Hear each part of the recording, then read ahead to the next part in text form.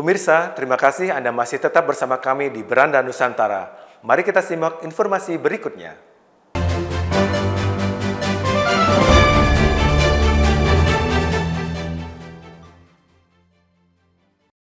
Sebanyak 32 orang biksu yang sedang menjalani tudong atau berjalan kaki dari Thailand menuju Candi Borobudur tiba di Magelang, Jawa Tengah. Sebelum menuju ke Candi Borobudur keesokan harinya, para biksu asal Thailand, Singapura, Malaysia, dan Indonesia tersebut akan bermalam di kelenteng Leong Hyok Bio, Magelang.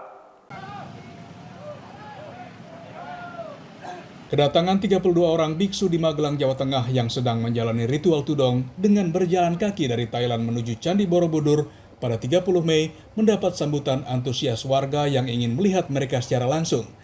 Ribuan orang tak lepas-lepas menyambut rombongan biksu dari Thailand, Singapura, Malaysia, dan Indonesia itu saat pada petang memasuki kota sejuta bunga. Warga berjajar di sepanjang jalan yang dilalui para biksu hingga kelenteng Leong Hyok Bio yang menjadi persinggahan terakhir mereka. Sehingga para biksu yang sedianya memasuki kelenteng pada pukul 15 waktu Indonesia Barat, akhirnya baru tiba pada pukul 17.50. Sampainya di kelenteng, rombongan disambut dengan sejumlah atraksi budaya seperti permainan barongsai, sebelum kemudian menjalani sejumlah ritual. Rohaniawan Buddha Bante Kantadamo yang menjadi salah satu peserta tudong menyebut selama di perjalanan mereka disambut baik oleh masyarakat. Biksu asal Cirebon yang akrab disapa Bante Wawan itu menyebut selain berdharma kepada rombongan, warga juga selalu mengabadikan momentum perjalanan mereka. Sama seimbang dengan di Kota Semarang. Sambutannya sangat luar biasa. Ternyata di Kota Magelang juga antusias umat beragama sungguh sangat luar biasa. Sebelum menuju ke Candi Borobudur pada 31 Mei, para biksu yang telah menempuh perjalanan dari Thailand sejak 23 Maret tersebut akan bermalam di kelenteng Leong Hyok Bio. Pada Rabu pagi, mereka direncanakan akan melakukan ritual pindah patah di sepanjang Jalan Pemuda. Dari Magelang, Jawa Tengah, Firman Handi, Kantor Berita Antara, mewartakan. Gulat menjadi cabang olahraga unggulan Provinsi Kalimantan Timur, ditunjukkan dengan dominasi atlet asal Kaltim yang mewakili Indonesia di cabang SEA Games Kamboja lalu, sebanyak 7 atlet dari 14 atlet gulat Indonesia. Bahkan 5 diantaranya berhasil membawa pulang medali. Prestasi tersebut buah dari upaya PGSI dan KONI Kaltim melalui kompetisi usia dini di level daerah. Cabang olahraga gulat merupakan andalan Provinsi Kalimantan Timur. Beragam kejuaraan atau kompetisi untuk memupuk prestasi bagi atlet-atlet muda terus diadakan. Salah satunya adalah kejuaraan nasional Open Turnamen Gulat se-Indonesia, memperebutkan Piala Gubernur Kaltim 2023 di Gedung Serbaguna Stadion Gelora Kadri Oning, Kota Samarinda. Sebanyak 167 peserta dari 4 provinsi terjun dalam kejurnas yang berlangsung pada 26 hingga 30 Mei 2023. Di sela-sela kegiatan, Ketua Komite Olahraga Nasional Indonesia, KONI Kalimantan Timur, Rusdiansyah Aras, pada Selasa 30 Mei mengatakan tersedianya wadah bertanding bagi atlet-atlet gulat usia dini dari umur 12 sampai 17 tahun merupakan pondasi prestasi olahraga untuk Kalimantan Timur. Merekalah yang akan tumbuh dan menjadi andalan dalam beberapa tahun ke depan. Kita mendorong terus ini peremajaan, tidak saja nanti generasi yang tua, tetapi harus digantikan dengan muda yang saat sekarang. Ini harapan kita bisa tampil di PON yang akan datang pada tahun 2028 di Lombok dan NTT. Ya kan, karena usianya masih 12, 15, 17. Harapan kita nanti di Lombok. Kompetisi pegulat muda akan menjadi pemicu prestasi di tingkat lokal, nasional, maupun untuk bertarung di tingkat internasional. Telah dibuktikan oleh atlet-atlet gulat asal Kalimantan Timur yang mewakili Indonesia di ajang SEA Games Kamboja beberapa waktu lalu. Dari 14 atlet gulat Indonesia yang bertanding di SEA Games, 7 orang diantaranya berasal dari Kalimantan Timur, serta berkontribusi menyumbangkan 3 emas, 2 perak, dan 2 perunggu untuk kontingen Indonesia. Dari Samarinda, Kalimantan Timur, Hanifan Ma'ruf, Kantor Berita Antara, mewartakan. Tidak kurang dari 165 siswa-siswi Madrasah Sanawiyah Negeri 1 Manado mengikuti kegiatan wisata edukasi di Anoa Breeding Center Manado, Sulawesi Utara. Pengenalan atas upaya konservasi flora dan fauna sejak dini bertujuan untuk meningkatkan kesadaran generasi muda agar lebih memiliki kesadaran dan inisiatif untuk menjaga keberlangsungan lingkungan. Ratusan siswa-siswi Madrasah Sanawiyah MTS Negeri 1 Manado, Sulawesi Utara, Selasa 30 Mei mengikuti wisata edukasi di Pusat Pengembangan Anoa atau Anoa Breeding Center ABC yang terletak di Kompleks Balai Penelitian dan Pengembangan Lingkungan Hidup dan Kehutanan BP2LHK Manado. Dengan tekun dan serius, mereka menyimak dan memperhatikan penjelasan yang diberikan oleh pegawai Badan Penerapan Standar Instrumen Lingkungan Hidup dan Kehutanan BPSI-LHK terkait upaya konservasi satwa dilindungi, serta untuk mengenal lebih dekat Anoa yang merupakan hewan endemik Sulawesi. Bagi sekolah, kegiatan ini merupakan bagian dari proyek penguatan profil pelajar Pancasila atau P5. Jadi tiap semester dijadwalkan untuk ke tempat-tempat yang bisa mendapatkan pengalaman, pengetahuan bagi peserta didik kelas 7, 8, dan kelas 9. Kebetulan pada semester genap ini kaitannya dengan proyek penguatan profil pelajar Pancasila, kita mengambil tema hidup berkelanjutan. Supaya mereka punya rasa cinta terhadap satwa yang sudah tumbuh sejak dini, rasa kepedulian sejak dini, karena dengan mereka mengetahui fakta-fakta tentang satwa-satwa yang terancam punah di Indonesia, harapannya mereka mulai aware terhadap upaya yang bisa dilakukan, apa yang bisa mereka lakukan untuk berkontribusi nantinya ketika mereka sudah dewasa. Anoa merupakan hewan herbivora yang masih berkerabat dengan kerbau, tetapi dengan ukuran tubuh yang hanya setinggi 1 meter, dan telah ada sejak 40.000 tahun yang lalu.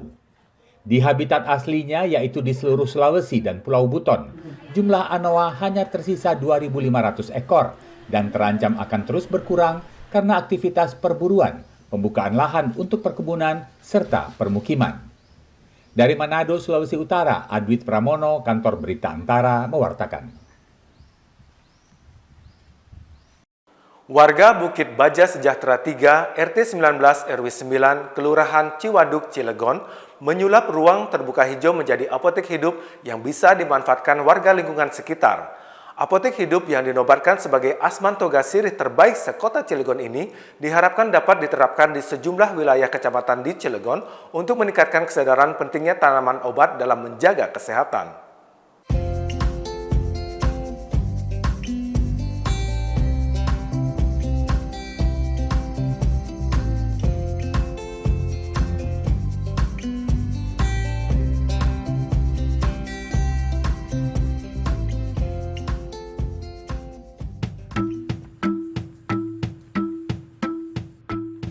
Inilah kebun tanaman obat keluarga asuhan masyarakat sehat mandiri, tanaman obat keluarga sirih yang dikelola warga Bukit Baja Sejahtera, Kelurahan Ciwaduk, Kota Cilegon, Banten. Awalnya, apotek hidup merupakan ruang terbuka hijau, namun karena sering dijadikan tempat pembuangan puing bangunan, warga mengubahnya jadi kebun tanaman obat. Selain asri, kebun ini bisa memberikan manfaat bagi sekitar. Ini dinobatkan sebagai kebun tanaman obat keluarga terbaik di Kota Cilegon, yang setiap tanamannya dilengkapi barcode memberikan akses informasi mengenai nama dan khasiat tumbuhan.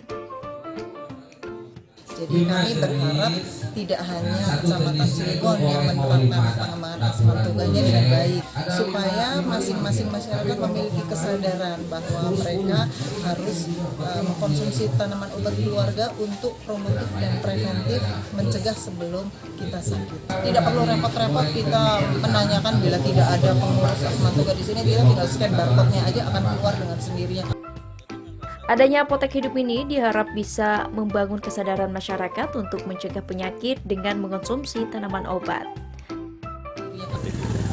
Itu harapannya sehat dengan memanfaatkan tanaman toga ini kan, jadi lebih sehat sebelum ke dokter rumah sakit, untuk menyadarkan warga untuk pemanfaatan tanaman toga ini. Sedikitnya ada sebanyak 113 tanaman obat yang ada di kebun ini, mulai dari daun sirih, insulin, kunyit, kencur, kumis kucing, jeruk kingkit, jahe, sereh, bunga telang, hingga daun stevia yang banyak dicari untuk membantu menurunkan kadar gula bagi penderita diabetes. Dari Kota Cilegon, Banten, Susmiatun Hayati, Kantor Berita Antara, mewartakan.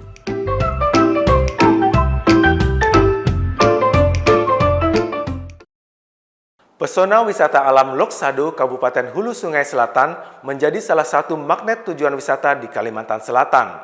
Terlebih keberadaan bambu rafting merupakan daya tarik tersendiri bagi wisatawan. Saat ini, pemerintah provinsi setempat telah menetapkan daerah ini sebagai salah satu situs geopark Meratus dengan harapan lebih meningkatkan kunjungan wisatawan dan kesejahteraan masyarakat.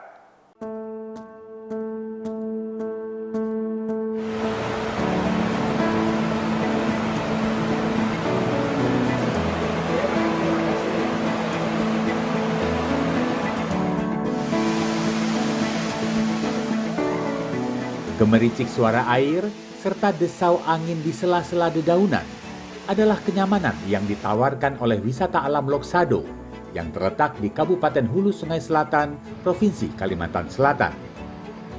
Menyusuri aliran sungai dengan rakit bambu akan melengkapi keseruan berwisata di tempat ini.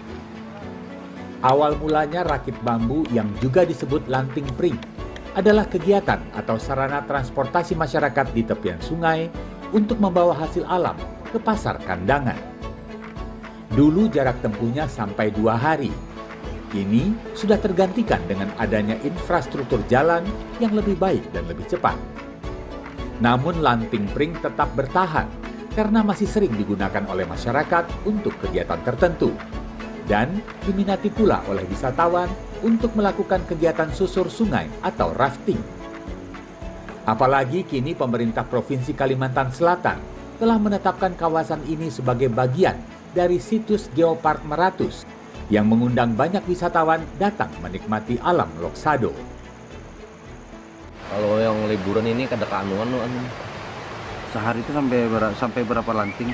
kadang 50 lanting sehari. Sehari lah. Artinya rame ini ekonomi masyarakat. Ini mulai kapan nih? Mulai awal tahun tadi? Tahun tadi sudah mulai. Habis COVID sudah mulai naik tadi ya. Utamanya hari Sabtu, hari Minggu lah. Minggu Banyak banget lah. Meningkatnya kunjungan wisatawan serta bertambahnya pegiat wisata rakit bambu membuat pemerintah setempat memberikan sosialisasi dan pelatihan keselamatan kepada para pemilik usaha rakit bambu.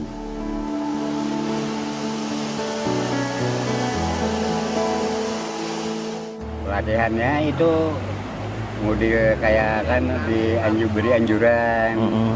Kalau ngomong sampai 40-50 itu diberi anjuran, kita memberangkatkan penumpangnya supaya penumpangnya aman kan kayak gitu. Jangan sampai ada yang berbahaya. Menyusuri sungai dengan rakit bambu atau balanting pring memang sangat menantang dan berbiaya Rp300.000 untuk satu rakit bermuatan 3 orang. Namun di lokasi wisata Lok Sado ini, Anda juga bisa berpuas-puas bermain air, berendam, berenang, atau menyusuri sungai dengan menggunakan ban. Jika Anda tertarik, silahkan datang ke Kecamatan Lok Sado di kawasan Geopark Meratus, sekitar 3 hingga 4 jam perjalanan darat dari kota Banjarmasin. Dari Kabupaten Hulu Sungai Selatan, Kalimantan Selatan, Latif Thohir, Kantor Berita Antara, mewartakan.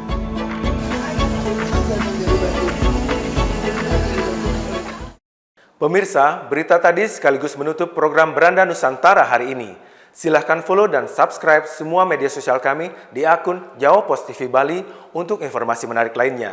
Saya mewakili seluruh kerabat kerja yang bertugas mengucapkan banyak terima kasih atas kebersamaan Anda.